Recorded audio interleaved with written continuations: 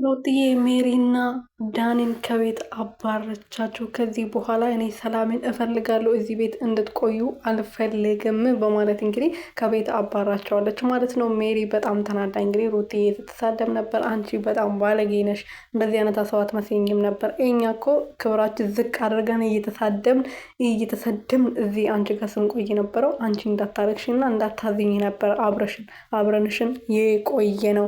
አንቺ ግን በሁለት ቀን እንደዚህ ማድረግሽን ማመን አልችልም ብላለች። እንግዲህ አብርሃም እዚህ ቤት ሲመጣ ልጁ ማየት ሲፈልግ ሌላ ሰው ማየት አይፈልግም። ስለዚህ አንቺ ደግሞ ከዚህ እንድትሄጂ ሁለታችሁም ወደ ቤታችሁ እንድትመለሱ እፈልጋለሁ ብላለች። እንግዲህ ሰላም ሰላም ቤተሰቦቼ እንዴት ናችሁልኝ? ነው ያለው። ፈጣሪ የተመሰገነው። በያላችሁበት ሰላማችሁ ብዝት ትርፍርፍ ይበልልኝ። ሩትዬ እንግዲህ ዛሬም በዳኒ ቤት ብቅ ብላለች። እንግዲህ ብቅ ስትል ደግሞ ከባድ ነገር ይዛ የመጣችሁ ከሜሮን እና ከዳኒ ጋር ተጣልታለች። እንግዲህ ዳኒን በቃኝ አልፈልግም፣ ከኔ ቤት እንድትወጡ እፈልጋለሁ።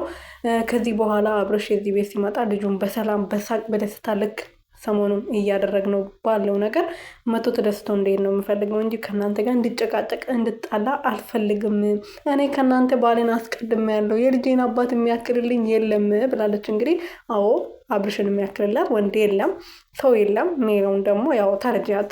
ምክንያቱም አብርሽ ደግሞ አይፈልግም እዛ ቤት ሲመጣ እናንተ ማየት አይፈልግም። በቃ እሱ የሚፈልገው ልጁና ከሚስቱ ጋር ጥሩ ጊዜ አሳልፎ ስቆ ተጫውቶ ማድረግ ያለበትን ነገር አድርጎ መቆየት ያለበትን ቆይታ ቆይቶ ነው መሄድ የምፈልገው እንጂ ከእናንተ ጋር መጨቃጨቅ ስለማይፈልግ ነው። እሷም ደግሞ ይህን ተረድታ ነው እናንተን ሄዱ ያለቻቸው።